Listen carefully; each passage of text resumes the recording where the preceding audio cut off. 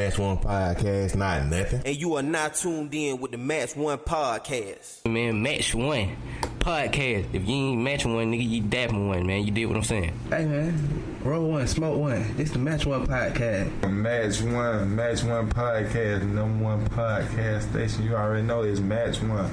Better match two if you ready, though. Come on. Match One Podcast, man. Shout out to my man Zeus and T Did and this motherfucker, man. Scrap life, scrap love, man. Y'all know what it is. I'm fucked up with these niggas, man. Match One, bitch. Match One, man. Fam, C-Time shit, man. Tuning in. Real topics.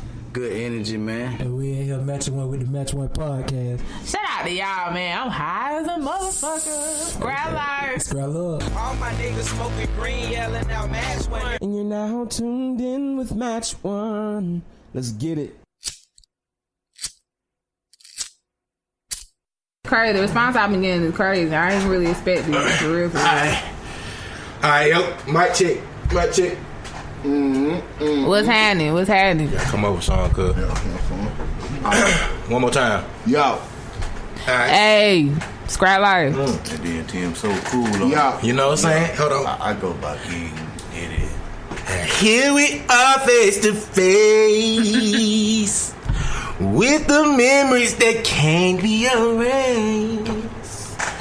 Although we need each other, things have changed. It's not the same. Hitting with the Monica. Hitting with the Monica. What y'all think?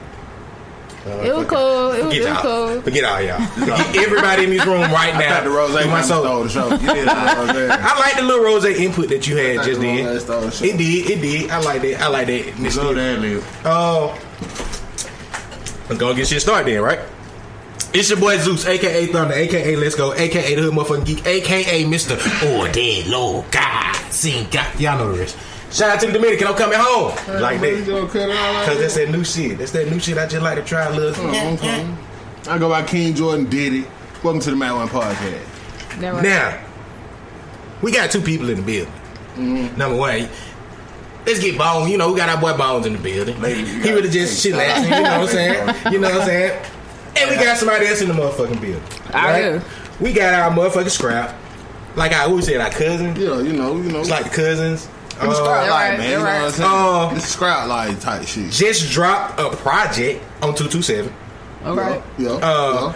Cause she ain't got no fucks to give. I've been waiting to say that shit all day. I've been waiting to record that all day. Just to say, I ain't got no fucks to give. So stupid. Why you so dumb? We got a motherfucking Queen, Sam, Scrap in the motherfucking building, yes. man. I'm rocking with my Match One Scraps once again. Yeah. You already know. The 4th, 5th time. I don't even know how many times now. We only keep count no more. Right. It ain't no scope. Ain't no scope on them. Ain't no scope. It's a family affair. It's always a family affair. So you know we got her in the building. So we got a whole bunch of shit we gonna goddamn discuss. Yeah, get to the nitty gritty too, man. And we got to discuss. Oh, I got a little couple things I got to goddamn get out my chest with you too, Queen. Okay, we gonna get there. All right. But before we get in further, before I forget, make sure we just go and get the shout out Scrap Radio. And even though we say it every week, we got to get a comeback date. You know, T Diddy been asking, but we gonna get to that too. Okay, yeah, we gonna get to that too. We gonna get there too. So shout out Scrap Radio. How we doing it? The Scrap Radio, you know what I'm saying? Speaker Network. I'm like, y'all know I'm driven. I'm thinking. I don't know what I'm thinking. Scrap Radio, man. Every Tuesday, C-Sound, just motherfucking Ray, man. Y'all check them out. They will be back soon. We finna get a return date today. So just make sure y'all go subscribe, you know what I'm saying, everything. And when they come back, you gonna get the link. Knicks, No Talk Gang. Shout out to Underground Sounds, Ray, Marquise, Born With It, came out this week too. Download, make sure y'all download, get that too. They supposed to pull up. I've been telling the goddamn Ray the other day and shit. They supposed to come through. I think next week or something. Okay. Shout out to the Rap Hippies, man. Spill Tea Podcast. All that good shit. And before we get to the shout out, make sure we say this, man. This podcast is brought to you by Audible Trials. Make sure you go get your free 30-day audiobook from audibletrials.com/Match1Podcast. Just your free 30-day trial. Your audiobook. T Diddy, what's your book this week? This book entitled "Dance with My Dolls in the Nighttime." It's a beautiful book. Dance with My Dolls in the Nighttime. Who's the author of It's a that beautiful book. It's three guys. It's three authors. You know what I'm saying? See, it's something new. Like people really don't even do that. It's three guys. You know what I'm saying? What's their name? Authors. Quavo. Man, shut up. Look, I'm good, man. Over it. And look, I'm tuned in the way he's saying, like he for real. Quavo, Takeoff, and Offset. Okay. You know what I'm saying? Again, make sure you go get your free 30-day This trial right here, and man. audiobook from www.audibletrials.com/Match1Podcast. Use that link. If you don't like the book, cancel it. I really don't have a book for y'all this week. I'm really finna start on the Charlemagne book this week, like the audio version of that. So that's my book this week is the Charlemagne Black Privilege. I can't think of the name, man. I'm trying. I know what you're talking about. I know what you're talking about. Black Privilege. Black Privilege. Yeah, man. So make sure y'all get that Charlemagne. The link will be up for the Patreon site also. Our $1 club, just give us $1. Subscribe for us for $1 a goddamn month, and you get unlimited shits for $1. And you can be our $5 club, which is our Nick sack, $10 club, which is our dime sack, $20 club, which is our Dub sack. Whoa! This shit started sounding illegal, cuz. Wait a minute, I'm backing out of this. This the Patreon shit, man. I'm just kind of this is what we calling the people that subscribe. All right, man. What up, man? I'm getting the link up, man. You kind of made they need me paying for sex. They're not paying for sex, man. It's just You the funny way said of Nick calling. sack, dime sack. That's the club, the $5 club, the $10 club, the $20 club. Y'all get what I'm saying? Just to keep it in line with the Match One shit. We need to put a silent disclaimer. F None of in front of that. None of that. Queen in the motherfucking building. Yes. Again, shout out to you goddamn project No Fucks Given on all streaming platforms now. Yes. Got a quote that my wife, we listened to it today when we was working out. Okay. She loves it. She loves it. Thank you. She even caught me by surprise with the Andrew Bourdain. The Andrew Bourdain line. Oh, okay. She was like, I was like, that shit was fire. Like, I started, I'm like, oh, that shit fire. That shit was fire. But she was like, that shit's so fire because Andrew Bourdain don't give a fuck either. I was like, nigga. No reservations. I was like, yes. Exactly. So no, but seriously though, I enjoyed the project. I enjoyed it. You kind of showed out on the No Pity Party. Wasn't expecting them kind of lyrics from you.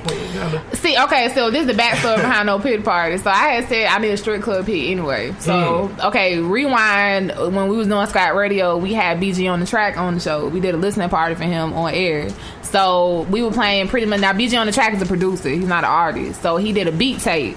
So when he played his beat tape, the beat came on. And I'm like, man, this shit is stupid. I told him as soon as it came on, hey, man, this is my beat. Like, I told him straight up, this is my beat. Everybody else was in the room. I said, hey, y'all, this beat off limits. This is my shit. Okay. Like, this is my shit. Yeah, right. I'm like, hey, guess what, y'all? Because they were freestyling and shit, too. I said, guess what? This is my beat, y'all. Okay? So I'm just letting y'all know. And so, you know, I chopped it up with BG about it or whatever, and he ended up sending me the beat. So, and that's the first thing that popped up in my head when I listened to it. I was like, man. It makes sense now. Because I was like, oh, what the fuck? Okay. Yeah. Okay. I'm speaking from a stripper's perspective. I see. You got what I'm saying? Yeah. Now, number 2. Okay. From my old job perspective. Go ahead. You know. I get you. You wanna talk about? I rather not. Hard time in my life. Look, man, I'm trying to make sure. Look, Sam, I'm trying to make sure we get like the good professional side out the way before we start getting into it. Yeah, that's fine. Why you see. That's look, why the more that I drink too. See, go ahead. Exactly. See, I don't want you to get too into the stories we drinking trying to stay until we start to do the debates and all that good shit. But I got questions. Now, I'm going to be real, like journalistic media on you right now. Hell you want to add? Okay. When did you decide to give no fucks?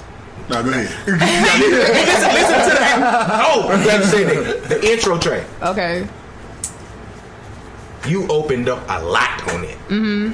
I mean, I was like, wow. I mean, what inspired that? Y'all see that media side? People don't know me. They don't know me like that. They know me. They know me as, okay, I'm with Choches. They know me as, I do Scrap Radio. My name Queen, C-Sound, whatever. But they don't know my backstory because I'm not from Columbia. So it wasn't like I grew up with the people from here. You get what I'm saying? So people don't know the shit that I've been through, and I don't even talk about my personal business. I'm very, I'm cool as fuck, but I'm reserved when it comes to like my personal shit that I've been through. Because honestly, like real shit, the shit that I went through as a child, I ain't even really got through it for real. You get what I'm saying? I ain't even really like healed from it completely. I just move on with life because I ain't got no damn choice. You get what I'm saying? I don't dwell on shit. So it's shit that I've been through that I put in the back of my head that I don't speak on. I don't share it with folks, and because I don't want nobody thinking that I'm looking for pity or, you know what I'm saying, like I'm woe was me type shit. You know, I don't really like people like that because I've been through shit. Everybody go through shit. You know what I'm saying? So I felt like being it has been so long since I put out a project, and I don't feel like I really was personal on my first project I put out in 2011. Like, I might have said little shit in here and there about me being broke, you know, looking for money and shit. I was in my early 20s. Of course, I was broke. You know, everybody broke when they in their early 20s.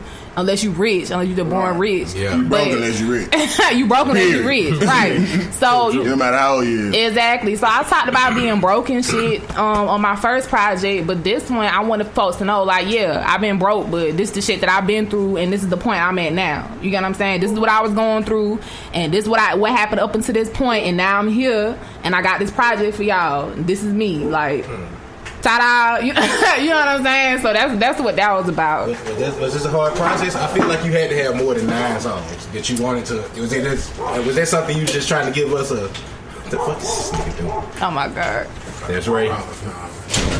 Well, I picked 9 songs. Well, 9. The numbers 9 and 7 are real important to me. My birthday is September 7th, so 9 and 7 are real important to me. 9/7, 1987. Some Illuminati shit going on. No, nigga. Really?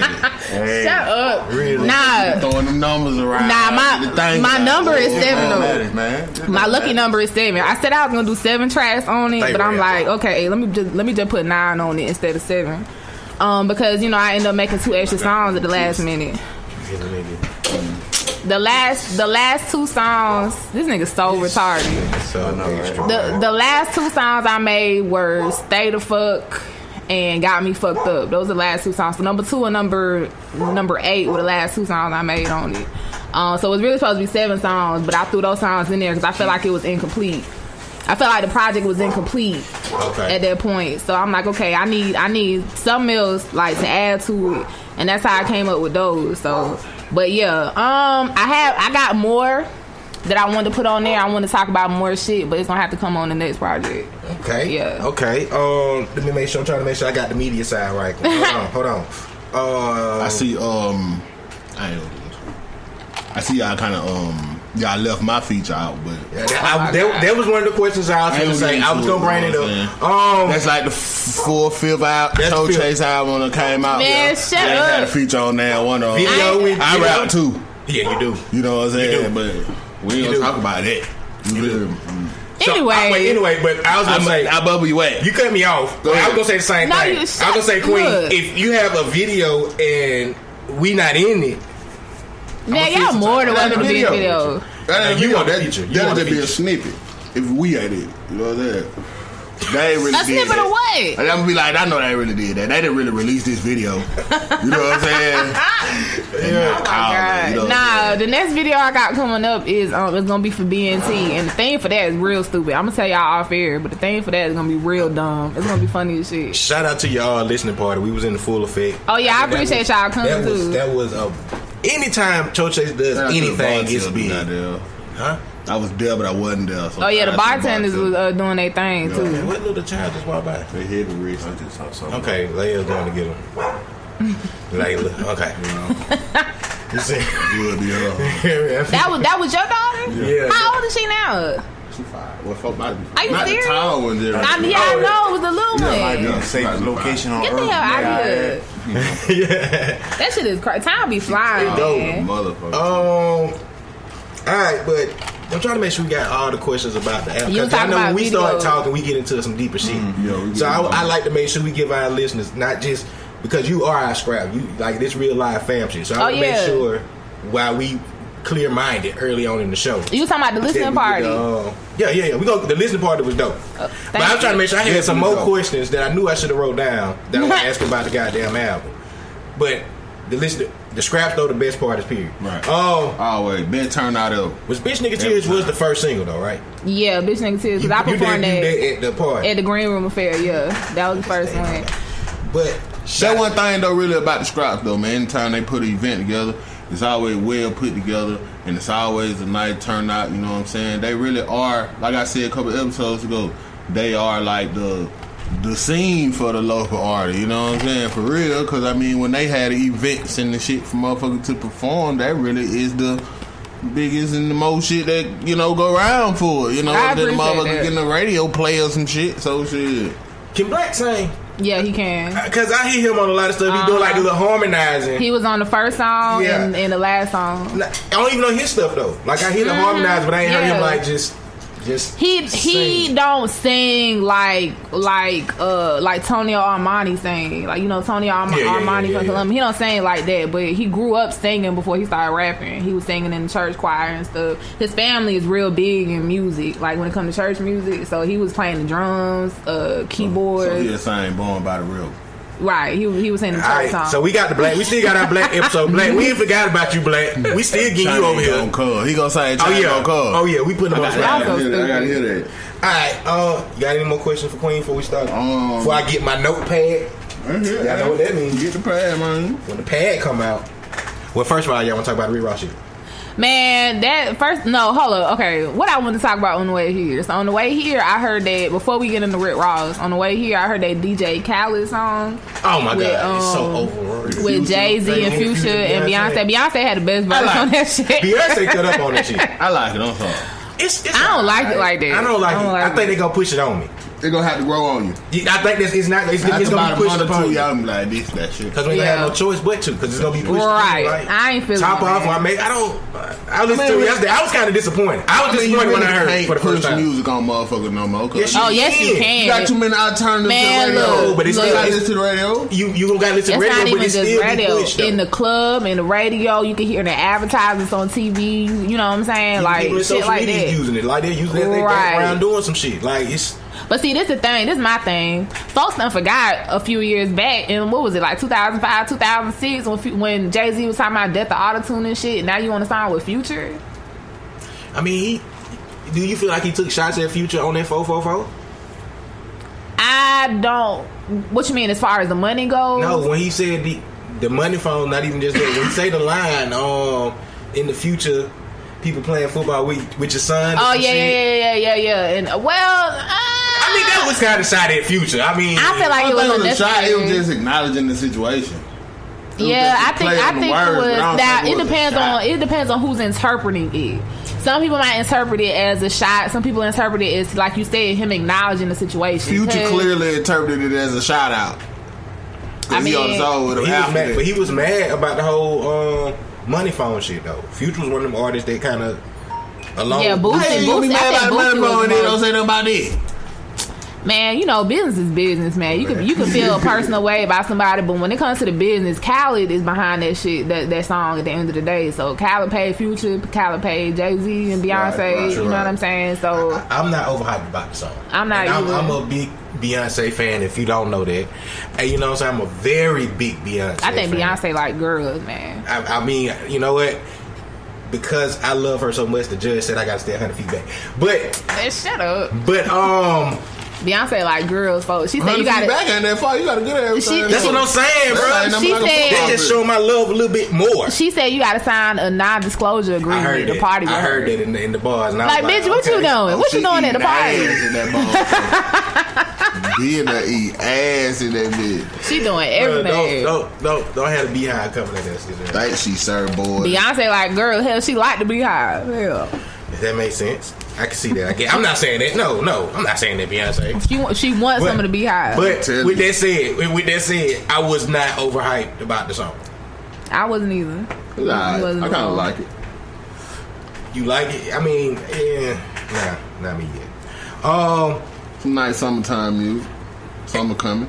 I ain't feeling it. Spring coming. I don't think it's gonna make it to summer. Yeah, I don't think so either. I don't think Drake gonna come out with another single and it's gonna overshadow all that. Definitely, I can see gonna be them too. Well, let me ask y'all another question. I saw somebody talk about this on another show. I can't remember which one, but they made up a good argument on why the Drakes and the Kendricks aren't being taken serious in the conversations for the greatest yet? According to who? I mean, just some people won't put like a Kendrick above a Jay or whatever, or they don't even want, you can't mention them in the same conversation with a Tupac or a Biggie because these are supposed to be legends. But if we're going off of like just where the game is at, what haven't they done that these legends have? Put in the years. Do it for an amount of time. See, that is that real? And the work. Kendrick, what? Okay, officially. Wasn't nobody calling Jay-Z the GOAT 3 albums in? True. Right. 3 albums in, that just like what, Hard Knock Life and shit. Okay, I'm not making the argument. I mean, I kind of make an argument. I'm not a Kendrick fan, but what about Drake? Drake done put in. Drake got the best argument, but Drake got the most time in. Also, out of all them, I still won't call Drake a legend yet. I won't call him a legend yet because he's still doing it in our Drake, face with. But see, I can see calling Drake. Listen, let me show you how long Drake been in the game, bro. I just realized this shit the other day. I was looking at this shit. You remember when the nigga from the AN1 shit did the 720 dunk? Not really. The nigga do 236. Okay, yeah. What about it? When that shit happened, I was in high school. Cause I remember seeing the nigga doing the shit on ESPN in class. Cause it was a big shit. You know what I'm saying? So this was like 2004 at the latest. You see what I'm saying? They had a dunk contest where the nigga did the shit in the dunk contest, and Drake was one of the judges. And that shit was okay, but it didn't dawn on me like, nigga, I was in high school then and Drake was out. Drake wasn't Drake then. He was big on that show Degrassi. No, they was playing Baby You're My Everything. Not in 2004, but it had to be in like 04, 05. It had to be. And him and LeBron James was judges, bro. It was when the nigga did the 720 dunk. Cause I swear to God, bro, it was back then like 04, 05, bro. It had to be. Nah, I don't know. Yes, bro. Him and LeBron James was judges, bro. Hold on, what's the argument now? No, I'm just saying. I'm just realizing how long Drake. I ain't saying he been since 2004. You know what I'm saying? I know he been out for a while, but 2004. Bro, him and LeBron James was goddamn. I don't think Drake was judge. He was out. He was out. Wait. He was out, but he was in Degrassi. He was big on that show Degrassi. Like, that's not in my era. I don't even think that's 2004, bro. But yes, it is, though. They were just showing reruns of But even what I'm saying is Drake was big off of that shit alone because that show was pretty big. Okay, are we talking about how long Drake has been out in regards to how long people been on him or how long he been putting out music? I just going out how long he been out. I think he been out for a while. He been out since like 2008. Because he came out with a song with Trey Songz. That's successful shit. Not successful. The first one. Replacement Girl. Replacement Girl. I'm looking it up now. Hold on a second. He came out with Replacement Girl like 2007. Yeah, 2007. It was released in 2007, but I'm sure he been doing it maybe since like 2005. But I'm talking about being on though, being like Drake. Maybe like 2009. You know, wasn't it? Everybody got their own opinion. Who's the greatest? You know, respect to all the artists. Okay, they cut out some of the time off of it. Cause I was thinking like, nigga, I was in high school. I do not remembering Drake from back then. You know what I'm saying? What else, man? Drake. But Drake would be the one that I see that could be how long that you can get at. I mean, why can't he? He got this nigga has 110 singles. That's what I'm saying. He has 4 studio albums, 37 music videos, 6 mixtapes. Hold on, let me see. Well, that's Drake? Yeah. So that's what I'm saying. Like, if you reading this, it's too late. That shit is like mixtapes. Yeah. His first, that went platinum. Yeah, his first single was in 2007 with Trey Songz, and then he came out with Best I Ever Had in 2007. No, it was 09. Yeah. I think it was 09. Yeah, it was 09. Then he came out with Successful after that. Yeah, Successful the second big single. And then I'm Going In, Forever. All that shit was in 2009. And that was on the LeBron movie soundtrack. That Forever. Yeah, that Forever was on the LeBron. Dunk then, but I was thinking that was back when the shit was hot. Nah, bro. And I know that shit ain't hot. Nah, not 2004, bro. Come on, 2004. That was too much of still crunk era-ish. Yeah, that was crunk era. Yeah, that was crunk era. That was crunk era. It was definitely Drake. Drake. I don't see nobody being able to put up a legit argument against Drake being a legend. You know what I'm saying? Being able to be solidified as a legend. I don't see nobody being able to put up a good enough argument. So Kendrick's downfall would be he just not put in enough time. I can see Kendrick not being. But I'm saying because he ain't put in enough time. That's what we're going out for. Cause we can't say album sales. He sells the albums. Kendrick has been out that long, and he hasn't accomplished more than a lot of other artists in the industry. Right. You get what I'm saying? If he was like in the top 4 or 5 when it comes to accomplishments plus work plus, you know what I'm saying, lyricism and all that, then cool. Maybe we could talk about legend status. But until he do at least some of the stuff stuff that Drake, because I don't even consider Drake a legend right now. He's a legend in the making. Kendrick is the prime example of, to me, I may be speaking from a biased perspective. Bias. Yeah. Just use that word. Bias. Right words. Kendrick is prime example of like being pushed, like how you saying like shit being forced on you and shit. No, you can't say to that me, with he's the Kendrick. prime example of that because you just said he ain't had as much success and as much. But that don't mean this, he ain't that. True, but I'm saying you just said he ain't had as much success and this and that of a lot of other people. But look at the stature that he's still placed on. Let me tell you. Winning a bunch of Grammys and all that type of shit. You know what I'm saying? Let me tell you who being pushed on us. Motherfucking Uzi Verts. The damn NBA Young Boys. The damn who NBA else? Kodak. NBA Young Boy could pull up in Atlanta to the motherfucking Phillips Arena today, and that bitch there to sell out. Because people like stupid ass music. The society is dumb as fuck. That's just what it is. Society don't want to. I'm saying you can't label what somebody else like it's stupid. You can't label Kendrick as being pushed though. Just for the record. Kendrick getting pushed to me. Wait, just for the record.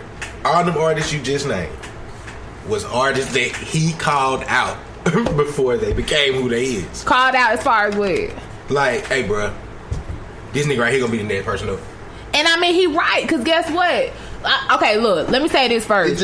Let me say this. I ain't saying NBA Youngboy don't make good music. Let me say that, because I know people relate to him. I don't listen to his music personally, but I know people relate to him. I know people relate to Uzi Vert. I know people relate to who else? Kodak. Who else is young as hell? The side baby or whatever the fuck. It's some nigga from Atlanta.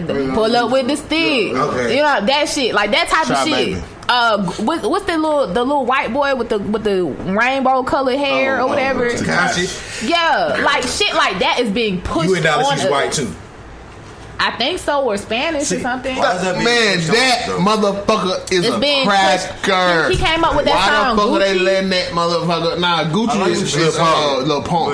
But why the fuck are they letting that motherfucker say nigga and shit? You said why is it being pushed on us? We have a culture. I respect the fact we do have a culture. That music is being pushed on us because of we check this out. Motherfuckers are going back too much to being knowledgeable of certain shit and pushing that shit out. You got a nigga like Nipsey Hussle who's a gang member who we gonna let this nigga in cause he banging they goddamn gang shit. But now he in and now he really spend knowledge and teaching motherfuckers certain shit. So of course you see that's just a counter, and then we gonna add these little stupid ass white boys, throw some gold teeth and some chains on the motherfuckers, and we gonna throw them niggas in that bitch. Balance it? Yeah, you know what I'm saying? Just to keep the stupid shit flowing, cause you can't get an overflow of intelligence. That's the thing, you know though. Okay, so as we're getting older, like we're not the new generation. Us right here, we're not the new generation. Right. So the new generation of listeners and consumers, they want to hear that damn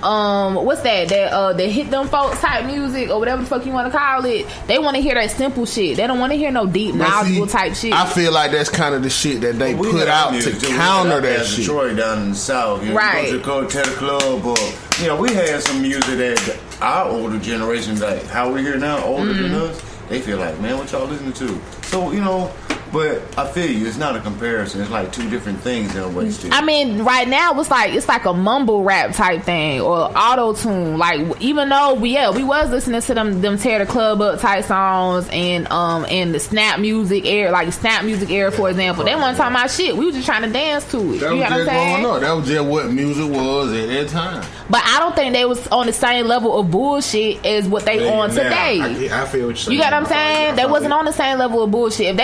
If we were trying to dance to the song, they was talking about dancing. They was talking about getting bitches. Okay, I ain't finished yet. They was talking about They was talking about dancing. They was talking about bitches. Yes, they might have been talking about drugs. They weren't talking about drinking no lean or popping no mollies and shit like that. 3 6 Mafia. Okay, 3 6 Mafia been doing it. 3 6 Mafia been doing it. Everybody who came out of down there. If you were listening to that music, everybody came from down there. That's all they talk. DJ Screw, shit like that. That's what that shit means. Screwed up clip, shit like that. That mean they drinking lean and shit going slow. You know what I'm saying?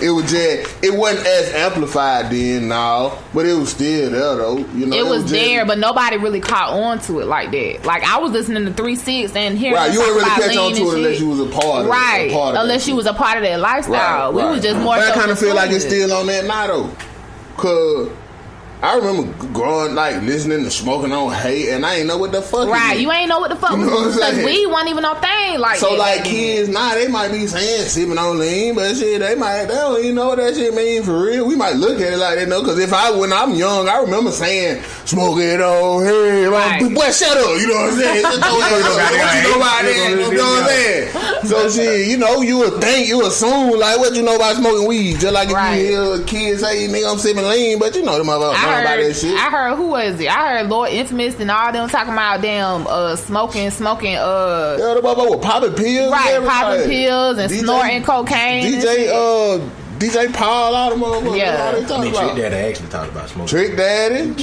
yeah, special blunts he smoked. Yeah, he was talking about that shit. But like I said, when we was listening to it, we ain't know what the hell we was listening to. We was just rapping along to that shit. Because we were protected from that shit to a certain extent. Our parents went with that shit. They weren't finna let us even go that they was letting us listen to the music true enough because they ain't really have no control over it. We would sneak and listen to that shit, or be with our homegirls or homeboys and listen to that shit. But our parents weren't having that shit because they were still in the old school mind frame. It's just the evolution of incorporating everybody. You went from Buddha shaking music that was just the women. You had the niggas who sung the songs, and you could have your little time to it, but they was mainly for women. Them songs in the booty shake time. Then you get to the crunk era, right? So now you can interpret the women and the men. Then you got the nigga bouncing around, jumping and shit, and all that, throwing games around, but the women still dancing and doing a little twerk, whatever you call it back then. So. And then now you got the trap music and all, they were popping and shit. Popping, man. So now you got the trap music and shit, and that's just like incorporating the gangster into it, like the thug life into the shit, gangsters and shit into the shit. Who started trap music? Dance. Oh, good question. The A-Town Players. No, that. Oh wow. Nah, look, bro. Let me ask you a question. No, don't say that. Let me ask you this question, Bone. Let me ask you this question. I don't know exactly who we talking about. When I said the A-Town Players, what was the first thing that came to your head?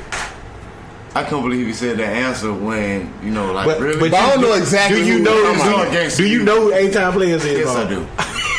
I know you know. All right, in the age bracket. That's the age bracket, Bone. That's right, man. You found the age bracket of knowing the A-Town. Well, that's her and I point. I remember them. But I wouldn't say that's gangster music.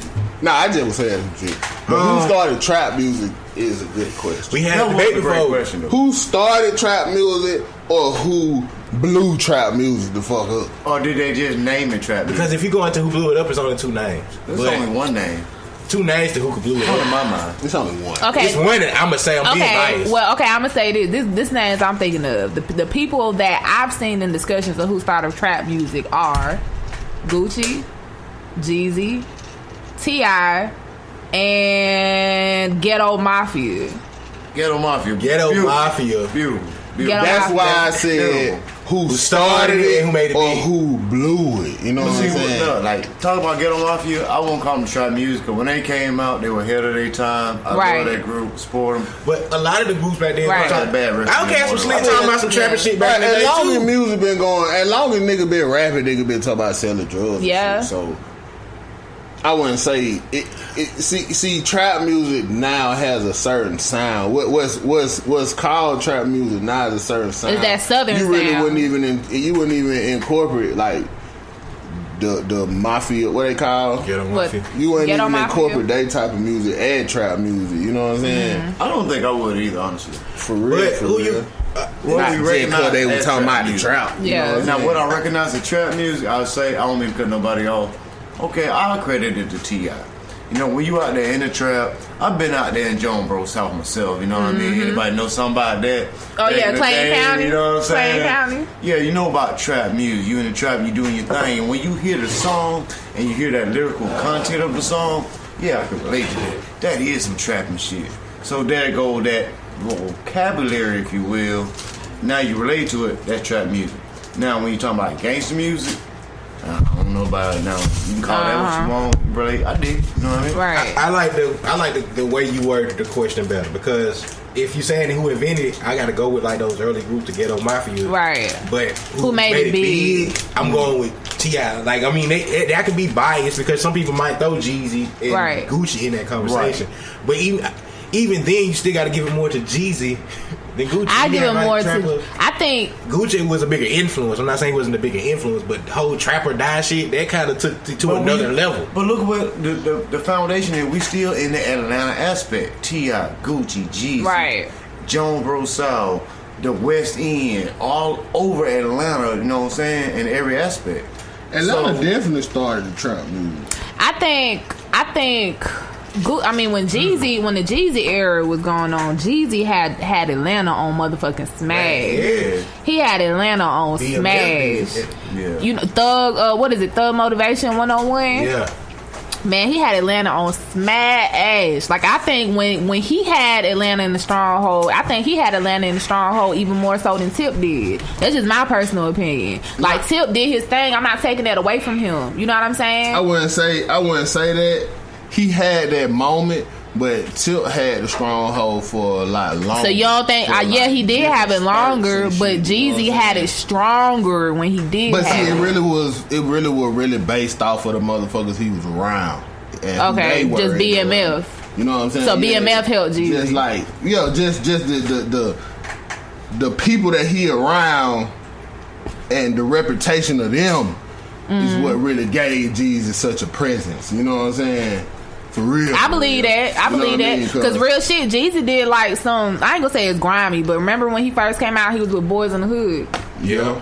He was with Boys in the Hood. They came out with that one song, then he stopped fucking with them and came out on his own. But I mean, he was always on their own though, you know what I'm saying? He ain't even really know them niggas, you know what I'm saying? For real. So what the fuck then? That was some shit that they just put together because he was fucking with Diddy. Yeah. Okay. I knew about Jeezy before the Bad Boy South. Like, he was kind of bubbling before he joined with Jody Breeze now. Yeah. Like, that's why I was Jeezy was just like placed in their group.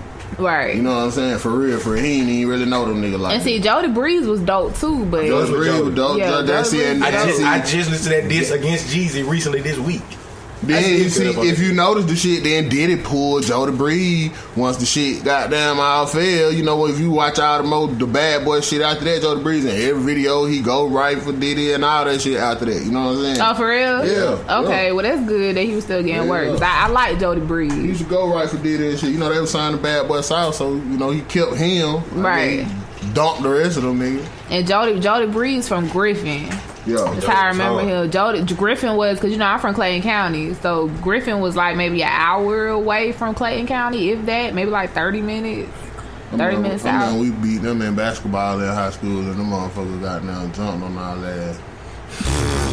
They were fucking up anything in the park. Oh my God! Wow, anything in the park. Okay, we're gonna move on. We got two in the building, and we haven't. The listeners, I know we have some joint listeners, so I don't know if you even had a chance to speak about this. Mm-hmm. But what has been your opinion thus far with this whole Monique situation? Okay, so I'm gonna go through the timeline of my opinion. So first, my opinion was, what the fuck Monique talking about? I ain't never heard Monique say anything about any serious black issues, but now all of a sudden she want us to rally behind her when she's not getting paid enough. Okay, that's my first opinion. Mm-hmm. Second opinion is when Wanda Sykes had spoke up and said something and would say, yeah, what Monique is saying is right. Like, black women in comedy aren't getting paid what we supposed to be getting paid. And she said Netflix offered her like $250,000 for a special. It was like early 2000s or some shit like that, but it was still the point. Like, Wanda Sykes grew, like, this is what Monique explained. Wanda Sykes had the same crowd as Chris Rock because Wanda Sykes came in with Chris Rock. But what was Wanda Sykes to Chris Rock? That was pretty much, Chris Rock was like her mentor in a sense, because he was bringing her along. She was really basically, in a sense, his sidekick. Right, but at the same time, I don't think that she deserved only $250,000 for a Netflix special. But see, the thing about using them two people as an example is like neither one of them got that star role. They all just like got roles in star in shit. addition to. You know what I'm saying? Right. I feel you on they that. ain't really got them star roles in no shit. Finish up. You got to finish Okay, so she said that she was only offered $250,000 by Netflix. So then, I seen like Jada Pinkett had spoke up for Monique, whatever, and then I kind of just left it alone because I'm just like, whatever, like it is what it is. We gon' more details. I wait for all the details to come out. Yeah. So then I seen the actual contract that Netflix, because they came out with the contract. The contract that Netflix was trying to give Monique was, what was it? They was offering her $500,000. Yeah. They was offering her $500,000. They were telling her she couldn't do a special or tell the jokes that she told on the special she did with Netflix. She couldn't tell the same jokes. She couldn't go on tour. She couldn't work with anybody else for 2 years. Yeah. For 2 fucking years. You gonna pay me $250,000 a year for 2 years? You telling me I can't do shit? And I done won all these damn awards. I done, been in all these movies. I done did X, Y, and Z. And you trying to give me $500,000 for 2 years? I could get $500,000 in 2 months if I fucking wanted to. You get what I'm saying? Okay. So don't undercut me like that. I'm speaking from Monique's perspective. Don't undercut me like that. So I feel where she coming from. Like, yes, they did shortball you, but at the end of the day, you can go somewhere else. Make your own shit. Work for yourself. But so then again, you gotta look at it like damn business. Mm-hmm. You know what I'm saying? It's business. Okay, you got awards. Okay, you been in movies, but you ain't got niggas ain't checking for you. And I feel that. You know at the same time, though, so if anything, this special gonna get you hot. Guess what though? Janet Jackson, ain't nobody checking for Janet Jackson right now. But guess what? If they want Janet Jackson to come to an event, they gonna pay her. But they gonna pay her accordingly. Jackson, but they not gonna ask Janet Jackson to sit down for 2 years either, or not perform the same songs. Monique ain't never been that star. She been a role in big star shit. Comedy is different. She got an award for supporting actress. She got a lot of awards. She got a lot of awards. Is what I'm saying. Like what though? She broke down the list. I'm gonna pull it up. She broke down the list of all the awards. Okay, the nigga Charlamagne said the shit perfectly with Kobe Bryant. I know we ain't gotta bring it up. We even talk about Kobe because Ray ain't here, so he ain't gonna get into it. But the same shit he said, nigga, Kobe Bryant resume is amazing. But right now, if I sign Kobe Bryant, I'm not finna give Kobe Bryant no $100 million. Yes, Kobe Bryant has the resume. You know what I'm saying? He got the awards, he got the championships. You know what I'm saying? Nigga, this Kobe Bryant. But I would not give Kobe Bryant no $100 million contract. Because he old as hell now. See, that's not the. It ain't that. Okay. It's that you know that he can't. That he's not. He can't deliver the same thing. He's not dominating at the top of this game because he doesn't move the same. His bones are not the same. Right. But what I'm saying is, he's not dominating at the top of this game right now like he did at a point in time. I feel you on that. Same thing with Monique. You're not dominating in comedy. Your name is not a name that's dominating in the industry right now. So if I'm finna sign you to something, hell no, I'm not finna give you what I'm finna give a nigga whose name is a household name. Give me $50,000, $500,000. What you're not gonna do is tell me I can't work for 2 years. You're not gonna pay me $500,000. That wasn't it though. The thing was she can't do the shit from the special. And she can't do a special somewhere else. That's it. But you can still tour and do material. You see what I'm saying? You just can't do the material that you did on the Irish I gotta pull on the Netflix because I think that was in the special. contract. I think And you can't do another special outside of Netflix for 2 years. That's unreasonable as fuck though. This is my job. $500,000 as well. Okay, stipulations in the contract as yeah, well. these are the stipulations in the contract. That's it. If you agree to it, I ain't even trying to. Go ahead, do your thing, bro. My thing, I feel like is, I'm not finna even go to the whole Monique Legend shit. She got to have more than 500,000. Yes, I think she should have got more than 500,000. She shouldn't have got more than Amy Schumer because but she should have got more than what they offer her. That she should have got more than what they offer her. Did she? I'm with no. That's the whole thing. But you finna pull up her resume. I'm pulling because I know I'm not. But Monique just uses this Precious platform as her. That she won for Precious, dog. I'm just saying, like before and after Precious, y'all got to show me something with Monique. No disrespect to Monique. It's just the more and more that this debate has been but going on, I don't see I'm nothing starting- wrong with them putting certain shit on pause. You know what I'm saying? Because shit, that's just like being in the sports or something like that. And then we gonna pay you this money, and then you can't goddamn go play no basketball outside here, did right here at these certain places. Okay, look. Okay, this is what Netflix asked. Okay, I pulled this shit up. This is what Netflix asked. Netflix asked for her. Not only are you doing a special with us, and we paying you $500,000, you can't use the jokes. Okay, if you do try to use the jokes somewhere else, we have a right for you to bring it to us first before you decide if you're gonna do or sign any contract, and we can refuse it or not. But see, this the thing That's though. a contract when you sign on for me to own your material. Ultimately they're owning your shit. That's like me performing for somebody, and because I perform this music for y'all, you owning it. They owning this special. This is music that I made though. But, okay, if just like you make music, okay, you get signed and you put out a project. You don't own that music. This company that signed you own this music. You getting a percentage of your shit. Same thing in this perspective. She just getting her 2 percentage. years though is upfront. unreasonable. 2 years is unreasonable. That's reasonable though. Even like in music term, you assign a motherfucker get signed to $500,000. That's about 3 albums. How long you think that is? But see, you gotta be in charge. That's why you gotta be in charge of your own shit. And that's what she was saying. She was pretty much saying like, no, like this is not the contract that I want. I'm not comfortable with this. I need to make a living elsewhere. If you're used to getting paid a certain amount of money, and $500,000 is like less than what? Let's say 25% of it's only 25% of what you used to getting paid. You can't even keep up your cost of living. How you supposed to survive? So what's wrong with saying now and then just letting That's what I go? said. She should have just went ahead and did her own thing. So and I agree Because with what she she's can't saying. make it. Ultimately, look, I don't know what Tiffany Haddish, because Tiffany Haddish has to deal with Netflix. I don't know what Netflix offer her. Okay, she got like we throw that in there. She got like I think it was $800,000 for like some cartoon character shit she doing. Yo, on Netflix. That's just a cartoon. But why are they episodes. lowballing her? How much did Amy Schumer get paid for her? See, Amy Schumer had a Netflix and special. she's sorry as shit.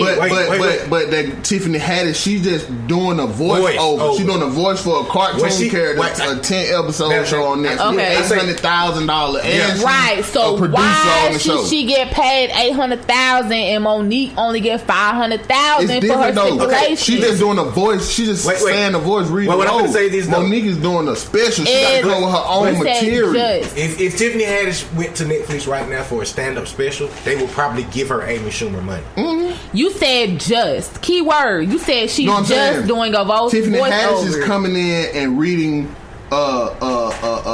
script. Right. She don't have to show her face. She's reading a script and getting paid $800,000. Monique bringing her own jokes and getting paid $500,000. Look at who Tiffany Haddish is. Think about what she ain't even funny to me. But think about the attraction. No, she's not funny. She really to not me. that funny. She corny. She's not. But look, think about the attraction that'll come to this show when we say, yeah, this character is being played by Tiffany Haddish with how big she is right now in people's eyes. But guess what? She's still not doing her own original shit though. But to me, if I'm spending my money on this, that's gonna her name in this shit gonna bring more money than me saying. Look, Monique hey, is gonna okay, be playing let me put it character. this way. Let me put it this way. Match One Podcast, okay? If Netflix or whoever else, if Sirius XM, whatever the fuck their name is, decided that they wanted to have y'all on their show, right? And they told y'all, hey, we gonna pay y'all $500,000 for the show. Hell yeah, that's a lot of money. You know what I'm saying? For us, we ain't never seen that amount of money. At the same time, though, they want all your content. You don't own Match One no more for the next 2 years. We got your content. Look, you can't do shit outside of this. We paying y'all $500,000. Y'all gotta split that shit. That's $250,000 a piece. Okay, right. Y'all, this is y'all money for the next 2 years. Y'all can't do shit. Y'all stuck with us. Y'all shit that y'all do on our show while y'all with us, you can't share it with nobody else. Now, wait. If you share it with somebody else and they like the idea, we got the first right to tell y'all, y'all can't do that. Now, check this out. If they came to us at the level that we're at now, trying to build and steam, you know what I'm saying? Hell yeah, we'll take that goddamn offer. That sounds like a good offer to me. You know what I'm saying? It sounds like some Shark Tank. They keeping the content. They keeping the content. That's what I'm saying though. Anybody who has a contract with anything, do y'all think that content that they do is theirs? Any content that anybody does on any platform that they have a contract with, that's not their content. Let me bring in one more thing, right? Okay, so this is Sirius XM that we talking about. Okay, so if you had major celebrities on the show the whole fucking 2 years y'all did this shit, y'all can't do shit with none of them interviews because they own it. Y'all can't bring that shit with you after the 2 years is over. When the 2 years is over, think about the leverage we got for the next contract, though. We done did this for 2 years. You ain't coming with no $500,000. That's your resume. You can't do shit with, but tell folks, hey, I interviewed this person, that person. But see, you that depends on if we fresh 2 years off of. If we fresh 2 years off of, and we got steam, then we got. If we fresh 2 years off of that, we done had stars and all that shit. We got the steam. So now if we get signed, then heck yeah, nigga, you gotta pay us some money now because nigga, we got our resume together. That's cool. But if we do that and then 5, 6, 7 years down the line come back and then we trying to sign somebody like shit, look at the shit we did 6 years ago. But guess what? They're not gonna give us guess no, what, you know what I'm saying? Monique was getting paid millions for the shit that she previously did. Why was she getting paid $500,000? She ain't doing that now. Ain't nobody paying her no millions of dollars now. That's like Beyonce accepting a deal for $1 million even. You gotta understand status. You gotta understand status. Like when you using us, okay, if we getting on this motherfucker and we recording something right here and we doing goddamn $1 million and some goddamn every day a week, you know what I'm saying? And we got ways of generating money and we can compare them and see what we'll make this way in 2 years or what we'll make it that way in 2 years, and we know we getting 1 million motherfuckers listening every week, you know what I'm saying? Hell no, we wouldn't take that. Yeah, okay. You know what I'm saying? That's a stupid ass contract. But if we're in a position where we trying to gain and we ain't really getting it, and you ain't profiting, and somebody come with a price, but it's a stipulation on it. Every contract has a stipulation on it. Nobody on no platform owns the content. It don't matter if it's theirs or not. You don't own. If you have a contract and you're signed contractually to a company, I don't care if it's record, TV, movie, anything. It don't matter if you wrote that bitch, sung that bitch, performed in that bitch, you did a star role, anything. This company that you signed to own this content. And that's cool, but ultimately you gotta make sure them shit makes sense to you, your cost of living, your expenses, and what you're used to getting. And that only boils down to when it don't make sense, you just walk away. Right. You don't make it no issue like that. Okay, guys, for the record. We just got 2 forces on this shit. You the one brought the shit up. Yeah, I just wanted to hear what your opinion was. I didn't expect that shit. See, this is why we got the interview. That was a good one though. Because I knew Monique just got a dumb ass argument to me. She just got a dumb argument to me. You seen her interview with Charlamagne? Yeah. He made her look stupid to me. Okay, but she closed that shit out with some dumb shit. No, she didn't. She killed this nigga. Did you hear what he came back with though? No, he didn't. He told her. No, I'm talking about on his podcast. That nigga said you saying that shit. No. She ain't say that shit. I was watching the nigga Corey Holcomb say that shit. He said she saying that shit to him about he got down took his wife into the house. He said, bitch, you was the worst black parent ever on TV, on screen. You know what I'm saying? You got an award for being the worst black parent ever on screen. Yeah. How you gonna argue with it? They do be giving us awards for shit like crackheads. And you want to use it for an accomplishment. Halle Berry won an award because she got fucked. Yeah. Right, she got fucked. She was a crackhead and losing. Denzel was a slave. No, he got beat. No, he was the bad guy. He was King Kong when he getting out for glory. I think I like supporting that there for that or some shit. Yeah. But we know he got one for Training Day. Yeah. Yeah, being the bad guy. I mean, Jamie Foxx kind of got away with it though. Ray was decent. Let me tell you something though. I'm gonna tell y'all this shit Ray now. was decent. Hey, look. Hey, highlight this shit too. Highlight this shit in some type of way. Hold on. Don't you say no goddamn more. Let me find my goddamn pen. Because I gotta write this down. This will be right now. I'm letting you know this right now. This is the 52-minute mark. Hold on. Yes, 52-minute mark. 52-minute mark is what we started. I'm letting you know this right now. Since you stopped me to say this. Yes. This is gonna be the snippet for the week. Let me tell you something. We gonna run this whole week. Okay, this is for the week. Go ahead. Let me tell you something.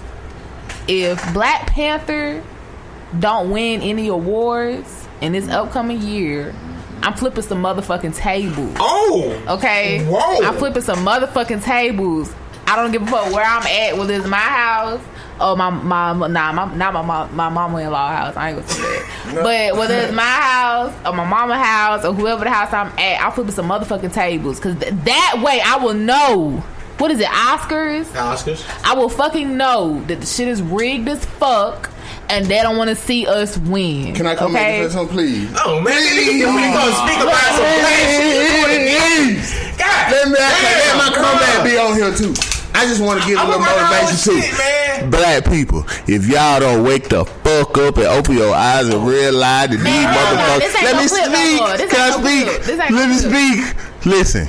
Open y'all eyes and realize these motherfuckers gonna give us a fictional character in a make-believe place, and now y'all niggas feel empowered. It ain't about feeling empowered. It's about the actors. Open your it's about the actors. It's about the actors being black, doing a motherfucking thing, and making $700 million in 2 fucking weeks. And the director is black too. They made $700 million in 2 weeks. But get what? He wrote that shit, produced that shit, all that. But whoever he signed to, that company, the film company, that day content. True. Okay. Without it said. Fuck all that black and power shit. I'm talking about the whole point that it was a whole black produced exactly shit, this man did this shit. And then, like I say, listen to that man in the interview, bro. He sound normal as fuck. It sound like he from Oakland, cause like damn, bro, he really grinded to get there. And he a young motherfucker. When I see young people on their grind, they let me know like they really grinded, especially at a young age. Like that mean he at a young age. 27, he directed his first movie, bro. If they making money off of, man, that's they shit. That's they content. They just signed him on and boosted it up. That's Hollywood. If he'd signed that shit, if he'd did that shit with a nigga production company and they produce that shit'd be on DVD right now. Let me tell you something. But maybe he got to use his. That should be that should be hidden colors. Maybe he gotta use his whole what you were saying with the Monique shit. The 2 years. Let me gain up my shit with Marvel right now. So when I jump out of the contract with Disney. Right. I got the resume I'm just to do the shit on my own or to do whatever. I'm just seeing the game though. You know what I'm saying? They'll sign him on. They'll sign him on. Yeah, we'll sign you and take your content, boost it up, get all the black folk behind you, make hundreds of $1 million off of you. Cause get what? Billions of dollars off of you. Cause get what? And he'd went all the way black and went with some black folk, the whole production wise and the all company wise and all that shit. That shit'll be on DVD. That's true. You might be right. You right. That should be on DVD. You right, but that's who owns Hollywood. That should be on Tidal. But who owns Hollywood? Like I get that. I get what you're saying. So I don't blame him for using the platforms or whoever gave him a check. I'm just saying, motherfucker act like that nigga like it's some steps towards. So he made those steps towards shit. He made steps towards the same shit got there. They did our Spike Lee and shit back in the day. Nah, Spike Lee ain't never made almost $1 billion on the movie. He ain't never made almost $1 billion on his movies.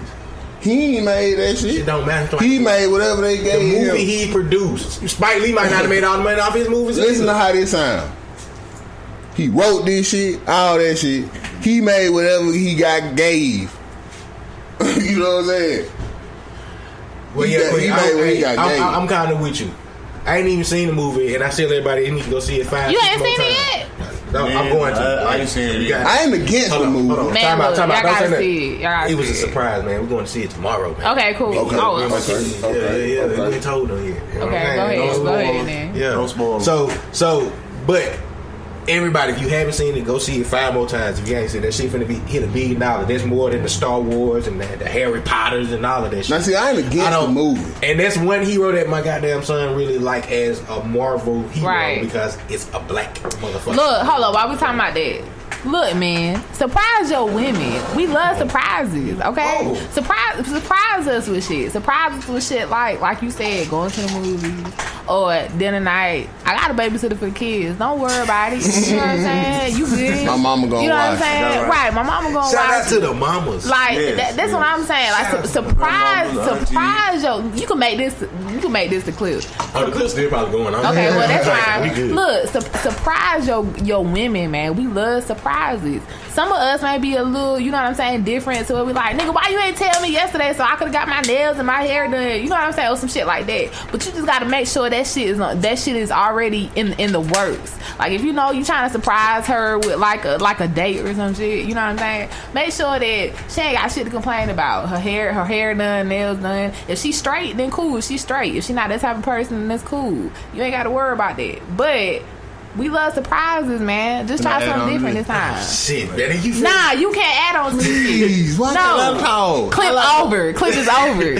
Done. Okay, let me talk to everybody. Let me talk to everybody. Clip it over twice. Nah. Say clip over twice. You clip me over twice in the same clip, just for the record, y'all. Not everybody. Oh my goodness. Hold on. I just want to say that was a beautiful statement. Whatever. Made by the queen. You know what I'm saying? Let me talk to the fellas. Go ahead, real quick. I got you. I want to talk to the fellas too. Go ahead. Surprise your side bitch too. Nah, fuck you know oh my god. I never speak. I ain't saying that when nobody was speaking. Nah, nigga. No. Surprise your side bitches need surprise too. Could get wet, bro. Surprise her with an I'm ass talking whooping. to the fellas. So get wet, bro. That's what's keeping your household. Guess what? On them days when you going home, and you got aggression built up, and you don't want to deal with this bullshit, and you take them little 45 minutes and you slide by there, my nigga. You happy for them 45 minutes? Look, don't nothing matter for them 45 minutes you over there, my nigga. You know what I'm saying? So make sure you surprise her too, cause she keep your house happy. Do this. If you got a side chick, ask her to text you her address, right? So when your bitch gets your phone and see the text message, she'll pop up right there and beat I don't condone that. Okay, wait. Can I say something now? Can I say something? Can I please say something? And I might leave my question on the clip too, motherfuckers, just for the goddamn record. Okay. Queen, let me ask you a question. Are you familiar with LL Cool J, like movies and shit? Deep as blues. My head is like a shark's fin. Okay, then. Wait. Stop that. One more time. Okay, so you familiar with him? To a certain extent, yeah. What's that movie he haven't gotten that Omar Epps when he was God? He was God. When he was the drug dealer God. He was with Omar Epps? Yeah, not Higher Learning. I'm not answering this shit. Undercover. He was undercover. I'm not answering this shit. I don't know. Hold on. In too far. In too deep. That's what it is. Yeah, in too deep. That's what it is. In too deep. Yeah, speaking of deep. If y'all haven't downloaded that Match of Strokes yet by the Match One podcast. Oh my God! Look, what does it have? Anything? Y'all need to go ahead and do it. I mean, since we was talking about date nights and all that good stuff, make sure you go to Apple playlist, put in Matching Strokes, get that Matching Strokes by your boy Zeus. You know, I add the songs every week. That's my sexy. What the fuck is the laugh shit? You know, it irks me, man. The laugh is the sexy laugh, but I'm saying though, bro, why every time you talk like that and then the little laugh, that shit don't go with it's like the 90s, bro, when they used to be on the R&B songs, they hit you with laughing goes with jokes. Yeah. You doing? They didn't tell no jokes when they were talking sexy in the goddamn 90s intros. Am I like? I know y'all listen to R&B music. I plead the fifth. Somebody please tell me when they were telling the joke when they do the sexy laugh on the 90s R&B intros. They don't. They just baby yeah, like they just hit you with the laugh. So I just like to hit them with the laugh. But if y'all ain't got it yet, go download it. I just thought we was talking about. Oh God. You know when y'all say deep, we wasn't talking about deep, huh? We wasn't talking about deep. You brought it up. Oh, show you right. I thought we was talking about deep. Oh Jesus. What else, man? What else, man? I think we've been dropping some jewels today, man. You know? Yeah. Oh, what? I think we really dropped some jewels today. People with the date night, I think you dropped the jewels. We did. People gonna be able to listen to this. Man, cut off his part, man. If you make that nigga part off. Why cut that shit though? off. What's wrong with that part? Man, look. You trying to get some folks fucked up. Okay, wait.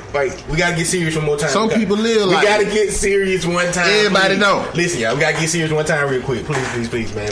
Because it's been going on for the last week and we didn't get to talk about it. How do y'all feel about this whole gun thing? Teachers with having guns and shit in their schools and all of that good shit. Can I go first? Yeah, go ahead. Let her go first. Honestly speaking, if I have kids, whether it be my step kids, I'm gonna be real about the situation and everything. Whether it be y'all kids, The hell no, my kids ain't. Nobody. I don't feel like nobody's kids should go to school with these teachers with guns in their hand. Yeah, right. I'm right. against it. Right. Straight up. I'm definitely against it. Because I mean, what reason would they not give for self-defense? I'm leaning more and more towards homeschooling Layla every motherfucking day because of the fact that. Do we have the economics to do that? Because bills are expensive. Then you have to have certain qualifications to homeschool your kids and provide that. You know how the government dictate everything. No. Technically, not to cut you off, but technically, they got the resources and shit out there for parents to really be certified and can do that shit from home. Now. You have to pay for the textbook. Yeah, you got to pay for the textbook. So I mean, it's out there. I feel like homeschool. I feel like public school. I know a person personally. I know a grown person personally that was homeschooled his whole life. See, and I know I see the downfalls. I'm not against homeschooling. I feel like homeschool. I feel like school is good to a certain extent, because I mean that social aspect. School ain't what it was though. It's not what it was. Yeah, I understand that. I just feel like like the social aspect of school and the social interaction of knowing people and learning certain life lessons and shit. Oh yeah, that's definitely important through school. I can agree with that. But see, I just feel like teaching kids to understand, not to equate knowledge with school, you know what I'm saying, and intelligence with school, and knowing shit with school. I don't want teach them outside of school. I don't want my child to go to school and learn them life lessons with the expense of losing their life because somebody decided they want to go to school and shoot the bitch up. You know what I'm saying? Yeah, I like that. Yeah, I understand that's my whole that, thing. But I mean, that's the thing of a life lesson though. Like you can't tell a life lesson. You can't show a motherfucker. But you don't want your child experiencing that though. You don't want your child experiencing that. But you don't know if you avoid exactly. We you don't know if you really outside of the school. I don't mean to cut nobody out. I'm sorry. We experienced that outside of school. That's Mike Marley. Now it's spread to the school, but now it's that aspect. It really exploded, if you will. Right. You have school after school after school after school. So we're gonna go back to the same argument we had in the beginning. Nobody gives a shit until it hits home. So right here in Columbus, Georgia, and when it happens in Spencer, when it happens in Kendrick, Hardaway, or whatever school we have, and it's your But it boils down to what you gonna let your kids do. This ultimately what it boils down. So I understand. I agree with the not being overprotective of your child aspect. I agree with that. What would you let your kids do socially? Listen. I agree with that. I don't have the answers for that because I agree with what you're saying. At the same time, though, in the day and age that we in, you don't ever know what the fuck gonna go on. And it's not even just school shootings. If you're not dealing with no school shootings, you're dealing with folks trying to snatch your kids up. You get what I'm saying? You dealing with that type of shit. Just listen to what I'm finna say. So the thing is with me, I'm a very new parent in my perspective because my child finna be 4 years old. You know what I'm saying? Only 4. I only have one. You get what I'm saying? Right. And you only have one, right? Timmy, you only have one? Yeah, I'm gonna keep going. Okay. Well, yeah. So this the thing though. Okay, well, that's right. Well, yeah. So my thing is, I have one child. So I'm a new parent. I don't know all the answers. I don't know all the answers that's correct or incorrect. But the thing that I know is that the day and age that we're living in now, I didn't have to deal with that shit when I was growing up. I might have dealt with bullying, which everybody dealt with.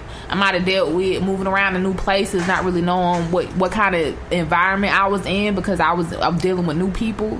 You know what I'm saying? So I don't know how these people act. I'm in a whole new state, in a whole new city. You know what I'm saying? I don't really know how these people act. So I don't know what kind of temperament they have or what kind of people they are. But at the same time, yes, it did help me grow as a person. I agree with that. The people that I dealt with in middle school, elementary, and high school, it helped me grow as a person to be the type of person I am now. But at the same time, though, the type of society we living in nowadays is scary as fuck because I wouldn't even just leave it at that because you using your personal experience, you know what I'm saying? But out of all that, like the same fears that you have for your child of like it could be your child could be snatched up or this could happen, that could happen. You gotta understand, like, you may not have experienced that, but in the time when you was going to school with somebody who was experiencing that.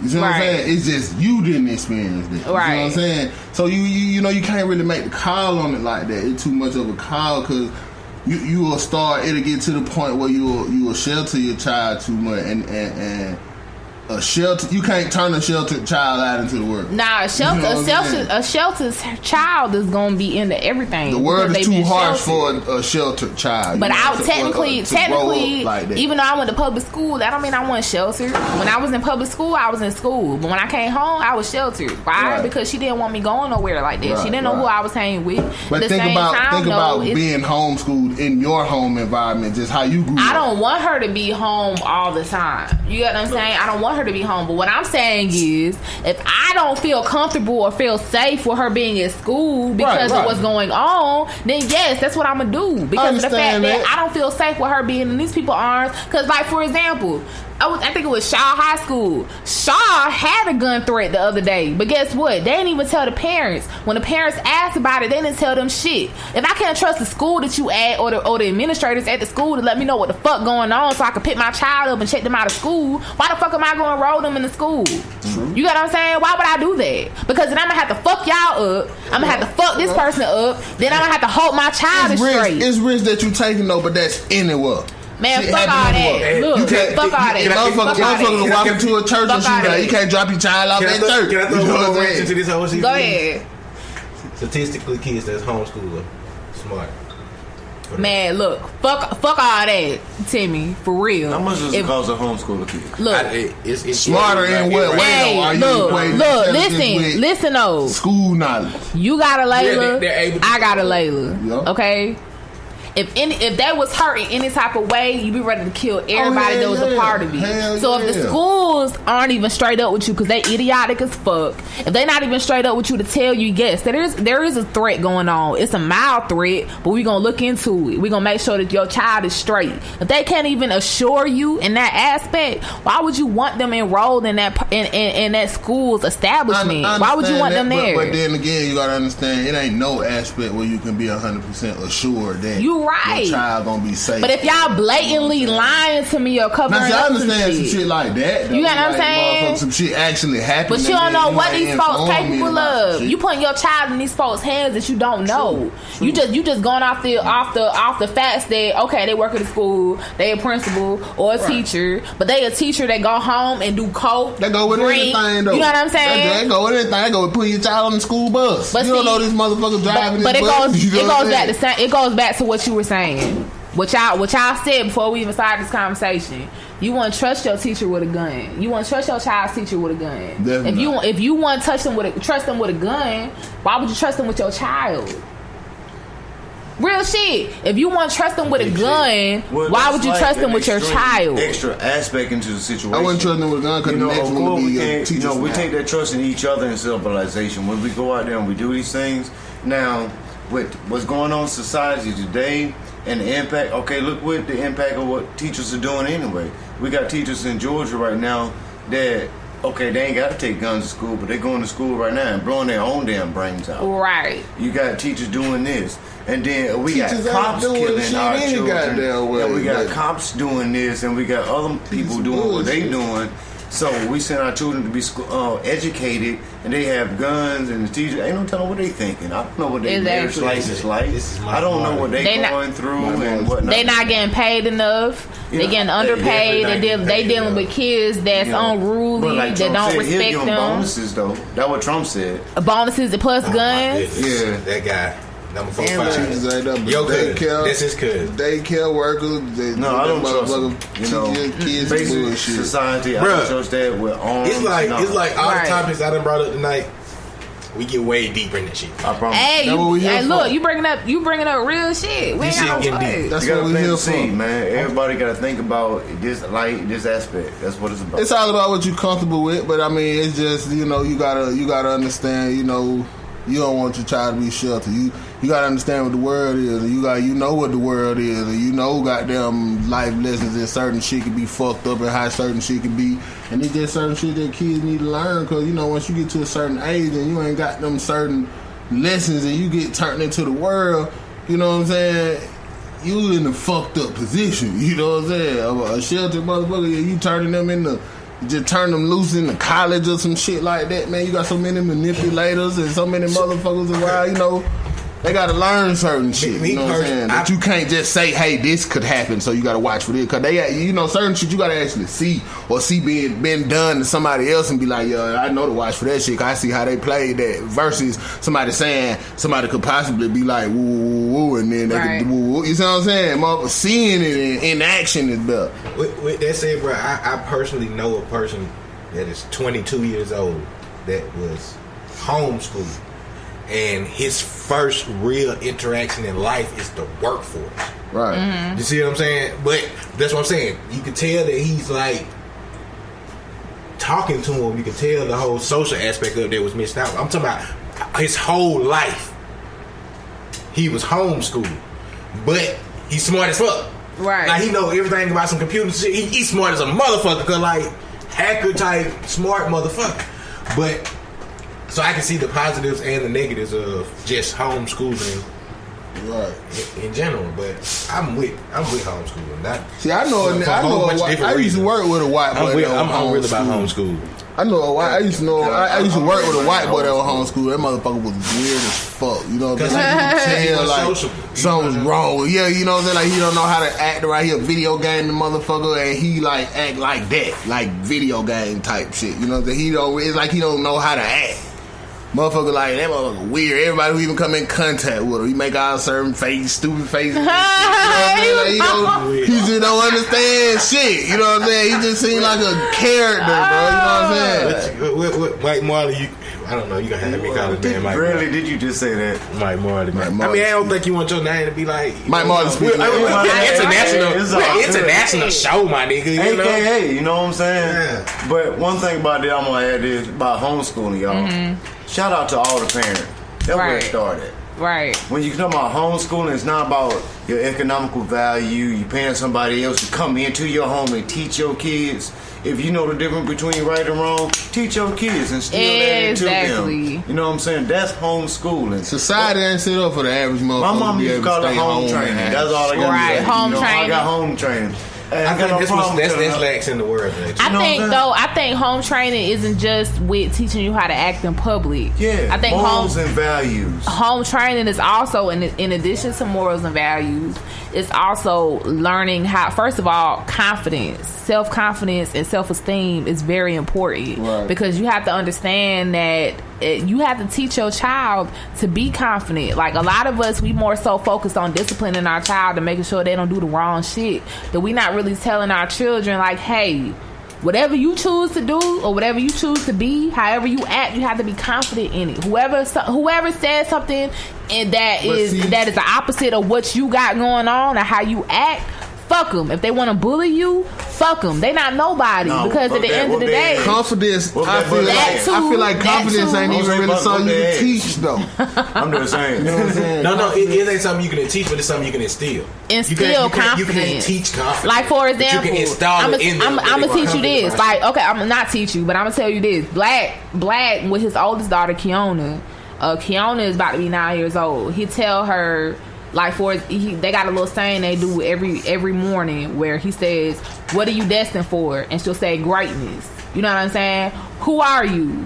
A princess. Like shit like that. Yeah. Like you have to tell them stuff like that so they can know. Like I'm somebody. Like who I am is important, regardless of who got to say something otherwise. You know what I'm saying? Especially when you get as a father with daughters. Right. I'm learning that with my daughter. Hey, look, you want to install that confidence in them anyway. Like, yeah, but see, I love that shit. But see, the thing about stuff like that, and see, like he instilling something in her, but see, he teaching her this, and he instilling that in her mind, and he putting that in her head every day, every morning. Mm-hmm. You know what I'm saying? But then he sending her out into school, into the world, which is the world, right? But regardless to what she being taught. You see what I'm saying? The shit that they teaching her at school or anything that go on at school, you know, she might be going to, you know, you might have been in a situation where your child in a predominantly white school or something like that. You know what I'm saying? And they might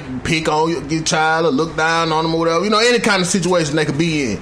You know what I'm saying? But them seeing situations in certain environments and that being instilled in them is what builds their confidence. You see what I'm saying? Like, you're right, you got to instill it in them, but then them scenarios in certain situations and learning shit and seeing certain shit, that's what go with that instillment to build it in them, to build that confidence. Yeah, it goes. I don't feel like you can instill that by just like, you a princess, you a queen. Okay, now let's go in the living room and sit at the table. Let me explain to you. Let me explain to you. Okay, when I was growing up, and I was dealing with bullying because I was always the new chick. You know what I'm saying? I'm always the new girl. Right. I lived in Brooklyn. I was born in Brooklyn. I lived in Brooklyn. I moved to North Carolina. Then I moved to Florida and Miami. And then I moved to Atlanta. I was always the new girl. I was a new girl in elementary school, in middle school, and high school.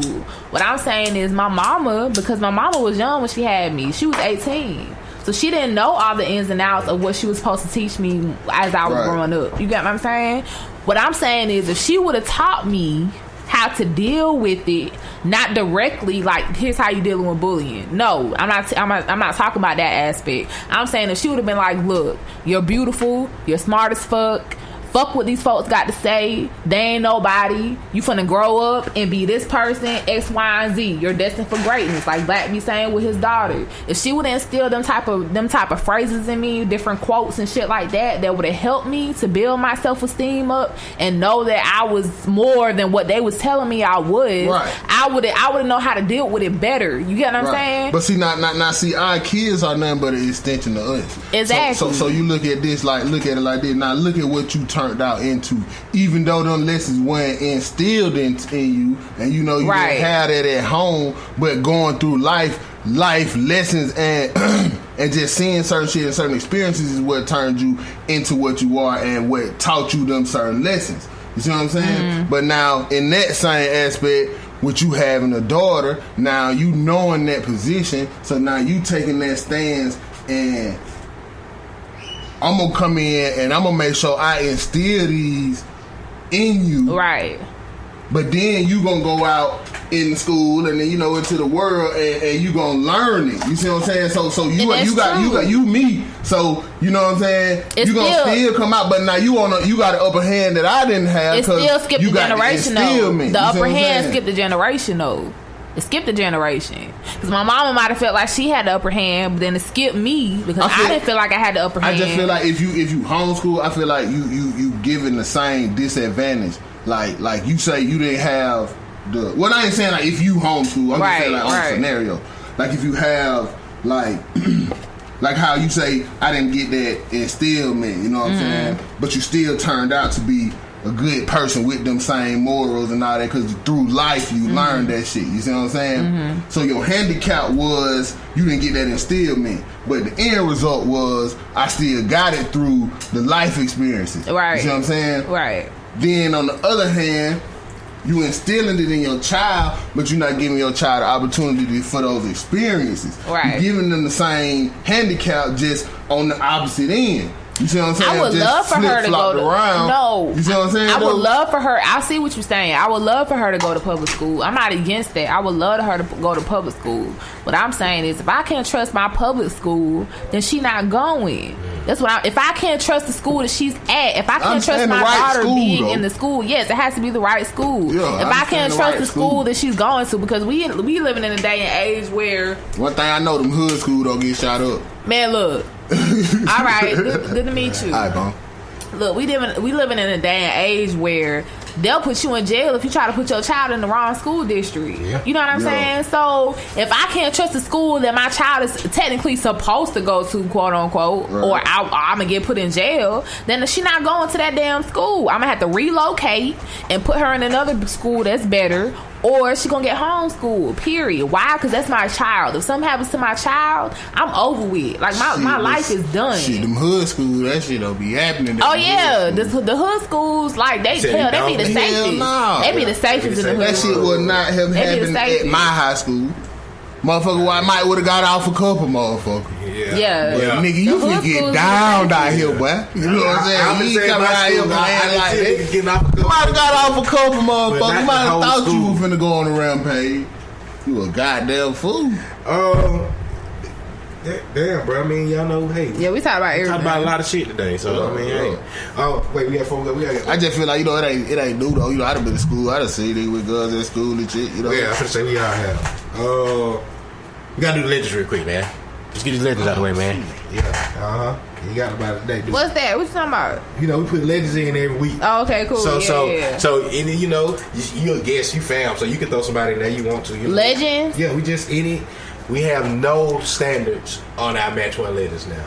We have standards to be legends, but I'm saying like it could be anybody that we feel is legendary. Maxine Waters from Livingston. No, from Congress. Oh, okay. She came up with the reclaiming my time she phrase. She was all around with the Rick Ross shit with exposing the CIA for selling drugs and all that shit. Maxine Waters. Who else is a legend? So you put her in. I don't even know why. That wasn't Maxine's name on Livingston? Max. No, I don't know what her name was. Maxine. Okay. I don't know what the fuck her name was. I got somebody I'm finna put in there. I thought her name was Waters or something. Her real name was Erica Alexander. Yeah, I know her real name. I'm talking about on Livingston. I only remember her real name because my sister's name is Erica Alexander. So that's the only reason why I remember it. Your sister is Maxine. No, she's not Maxine. I know who I'm finna put in here. I'm putting in somebody random. Well, it's not somebody random. It's a group. They don't get enough respect. And I think they were kind of the originators of something very kind of plausible as a man. Okay, what is that? What is that? I'm putting in Salt and Pepper. Okay. Yeah, Salt and Pepper. I can say Salt and Pepper. The older I get, the more I realize they stuck in a lot of shit that niggas shouldn't be saying when you rapping their songs. Right. Or quoting their songs back.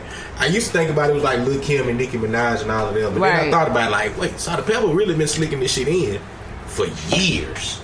That's some legendary shit. I would say you're right. I agree with you. I definitely don't discredit them for that. I would say Project Pat need to be in the legend. You know, I think you put it in. I think Project Pat already was in there. She's drinking. Yeah, I'm drinking. That's crazy though. She put him in here last time. Last time you was here, you put him in the last time when you went right with her, you put him in. Let me tell you something. Folks sleeping on Project. Let me make sure. She did. I remember that shit. One on did. Yeah, she did. Project Pat. Episode 86. Project Pat is a legend. I was gonna ask you something about your album too, because you had your the number 8 and the number 7 and 8. Mrs. Don't Play and Got Me Fucked Up. That was your tribute. That was my Project Pat tribute. Illuminati. Shut up, man. Mrs. Don't Play. Everybody know. Well, not everybody, but if you a 3 6 fan, you know Project Pat came out with a project called Mr. Don't Play. Mm-hmm. Okay, so that's what that was. And Got Me Fucked Up was a song that Project Pat came out with called Niggas Got Me Fucked Up. I want to say that was on Mr. Don't Play or Getty Green. Getty Green. I think it might have been on. Shout out to Drake for stealing Project Pat bar in there. Oh yeah, he did steal the bars. But you see, I see the whole. I do too. That's what I'm saying though. 3 6 is coming back around. Like, you know, it's nothing new under the sun. Yeah. You know what I'm saying? ASAP Ferg song. They coming out with trying to come back out with the 3 6 shit, and then that whoever the fuck it was fucking and get some money. Hey, yeah, ASAP Ferg and get some money. No, that's Cardi B. That's somebody else. Cardi B on it. I forgot. I don't know what his name is. Yeah, G-Eazy. Yeah, G-Eazy, which I don't understand. But anyway, so King Jordan did. Huh? Oh, he tried to squeeze out of not getting a legend. He be trying to squeeze out of that shit. We ain't got nobody he put in. We gonna go. He had the upper hand the last couple episodes. I caught on. I'm going Black China. Man, get the fuck out of here. Get the fuck out of here. Bro, Shut up. Talking about her. We ain't nothing. What they want to say. Man, you lame for that one, bro. I don't want to write her down. It was whack and all that shit, but get what? I still want it. I'd still try it. What you want it for? I wouldn't turn it down still. That's just some nasty. That's nasty. That's just nasty. That's just pure nasty. First of all, her ass is unnatural. It's just unnatural. Have you seen it? Completely. Second of all, her face just look crazy as fuck. She like a damn gremlin. Third of all, like she been through everybody. Everybody been through her. God. You know what I'm saying? She fucked Tiger, which I don't understand. She was with Tiger for some years, and I don't understand that shit because he left her for a white girl who ended up leaving him and getting pregnant by another nigga. You meet a girl at the store, you don't know who she fucked with her whole life. Man, look. I ain't getting this conversation. I'm just saying, man. Quality over quantity. I just got there. Walk away from this shit. Quality over quantity. That's just horrible though. I don't know why you put Black China as a legend, but whatever, man. I'm just saying, man. That just was not. I'm speechless. I'm speechless, bro. It was wet, but I mean, like what else, bro? Yeah, what else? Yeah, like she'd be like, "What's up?" Okay, look. For the record, in the past, like she'd be like, "What's up?" And I'll be like, "Nah." Right. Wait. For the record, to creep me in a way. Black China, before she was who she is now, she was the dancer in Miami back in the day. Oh yeah. Before she became this. She a mom. No, this shit before she became California. Before she moved to California. Let me make that see. When she was strictly in Miami, I fucks with Black China back then. The old Black China before she got I ain't saying she got smothered out. She's just racing to be famous. She what now? She's just racing to be famous. That's all. It's working. She probably smothered out more damn than she is now. Probably so. She got status now. Black China is. You said that. I still the fact that she fucking with an 18-year-old, like this my whole thing. I'm not ashamed of my age. I'm 30 years old. Ooh. I'm 30. Don't do that. Shut up. I'm 30. Okay. Damn, grandma. Look, shut up. Look, I thought I was talking to you like I'm a homegirl. My bad. Look, I'm gonna say, bitch, shut up. You my homegirls, huh? Look, yeah, homegirl. Hey, shut up. Look, I can't. Look, I'm not fucking. Besides the fact that I'm engaged, okay, I'm not fucking with no damn 18-year-old. What can the 18-year-old do for me? So what can he do for me? What you feel about Lucci? It's wrong as fuck. For she what? Ain't looking for nobody to do nothing for. What you mean? It's just me. We cool. I'm straight. What you think Lil Wayne got to say?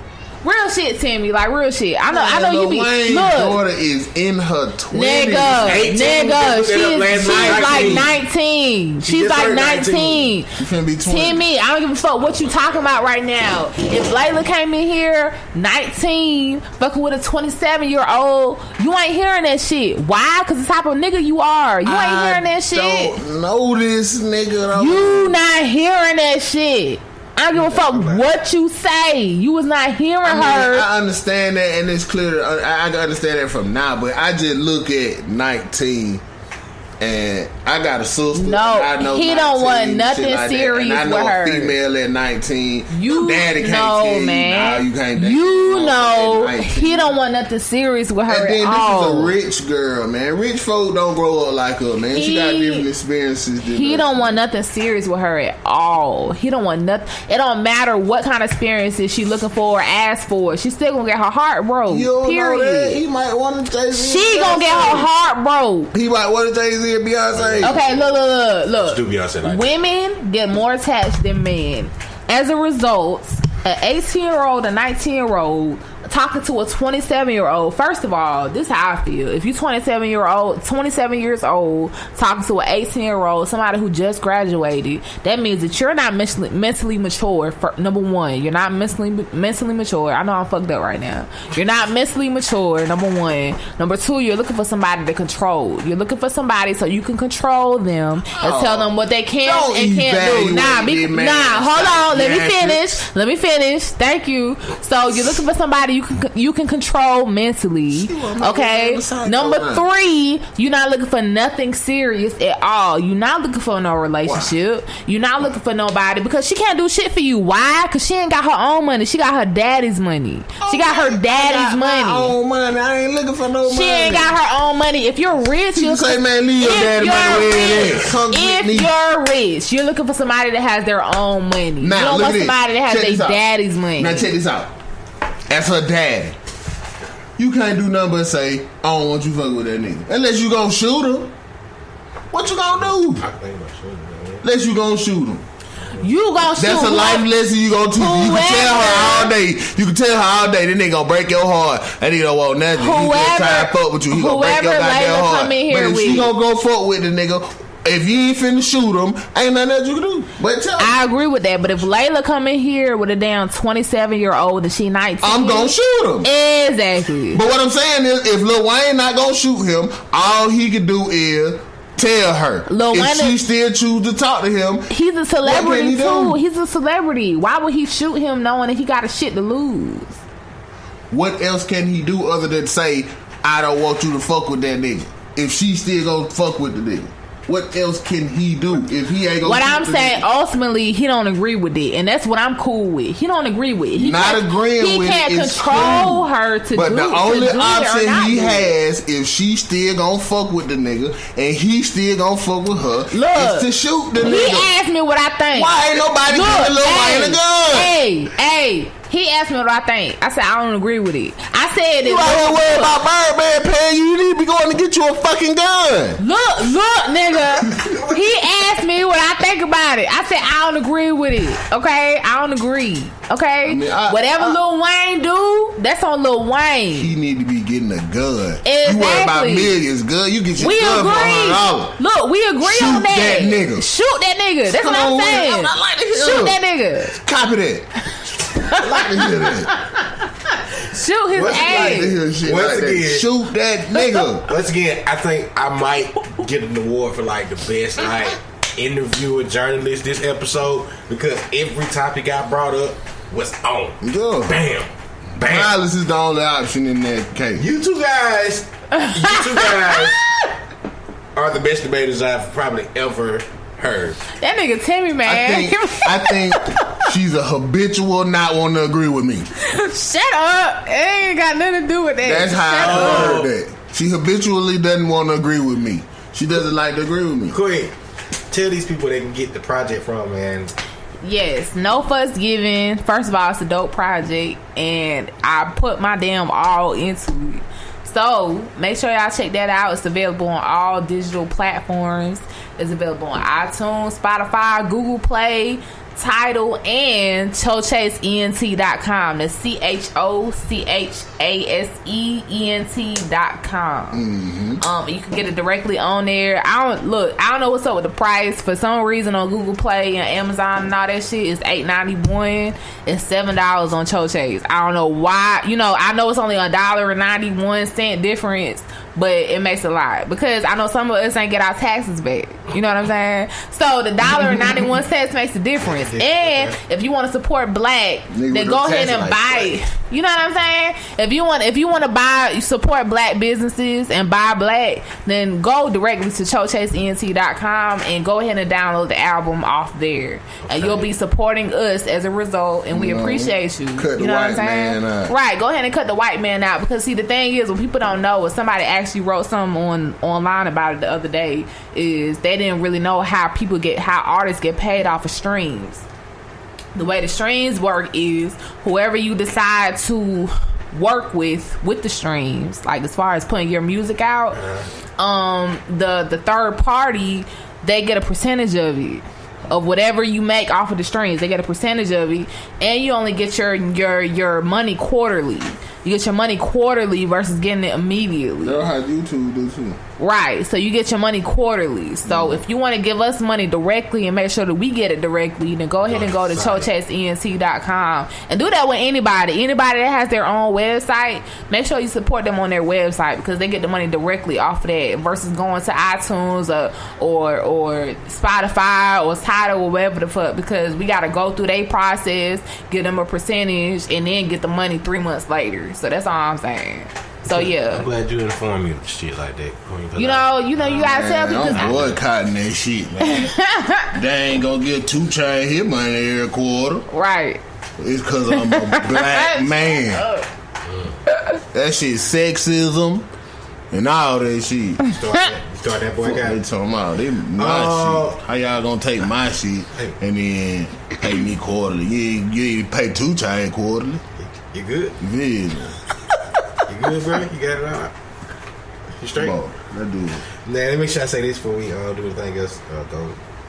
This podcast is brought to you by Bro, don't do that shit. What? Don't do that shit. That was shit, cuz. I couldn't even finish the goddamn thing I was supposed to be doing. I was Monique. Nah, bro. Because when I go back and hear you, shit. When I go back and hear you say this, no, don't do Monique with me. Don't. Oh my God. No. We love y'all for real. Nah, bro. This podcast is brought to you by Audible, man. Make sure you go to audibletrial.com/match1podcast. Get your free 30-day Audible audio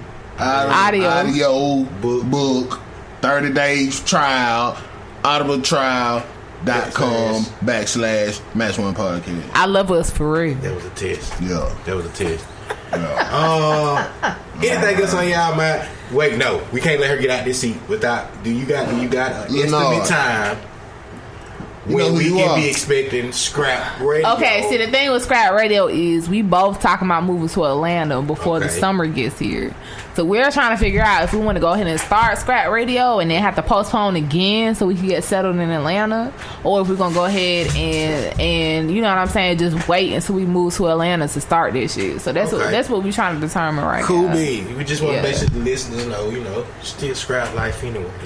But you would definitely get something before the so I need a gang sign. Look, the date. Look, you said what? Scrap life need a gang sign. Scrap life is like this. Look. No, I'm saying a gang sign, not you a don't have no handshake. gang sign. Not a handshake. You know that the S gang is hard to make into a gang sign. Scrap life. I'm saying though.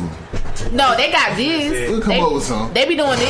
They be doing the L. Original than that. Oh my God. We need to come up with something. But see, look, Chevy and them be doing the L. Like Euro and them, they be doing the L. I'm like finna this. get with all the scraps and let them know we need to come up with a gang sign.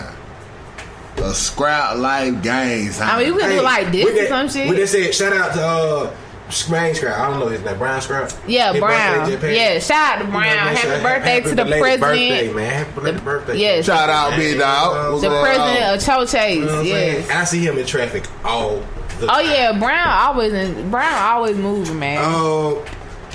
Anything else, man? I just want to say, you kind of kept you over your time. Can I talk real quick? Can I talk for a second? Wild porn. So look, when I made my project No Fuss Given, I made it because I know a lot of people who have heard me before. They expected me to be on like some conscious pro-black type shit, and I'm not limited to that type of music. I can make any type of music that I want to make. And the type of person that I am, I grew up when I was living in Miami. I remember they used to have a deal. Like, I'm going to take y'all back for a little bit. I remember they used to have a deal where you could buy like 10 CDs for a penny. Y'all remember that? Mm-hmm. So, yeah, the magazine. Right. So when you could buy 10, and I think it was Best Buy. Matter of fact, Best Buy was doing it. It was all types of companies. It was a scam. Yeah. It was all types of But see, you could buy 10 CDs for a penny. And these are the 10 CDs I got. If I could name all of them, I got Lauryn Hill, Donnell Jones, Busta Rhymes, Big Pun. I got Method Man. I got who else I got? Who else did I get? Method Man. That's 5. I got Trina, Trick Daddy. I can't even name the other three right now, and I know I'm gonna regret it. But ultimately, I listened to a good amount of artists when I was living in Miami. When I moved to Atlanta, I was listening to 3 6 mostly and Outkast. But with this project, I tried to incorporate a good deal of the artists that influenced me.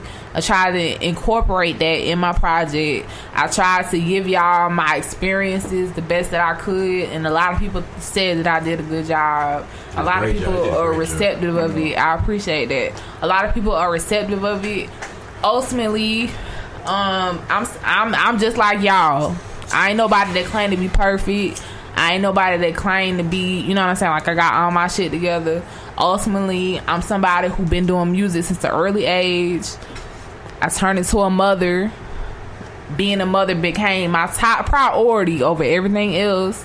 And now I'm trying to get back into the music. And I feel like I did a very good project to start out that process of getting back into the music from motherhood.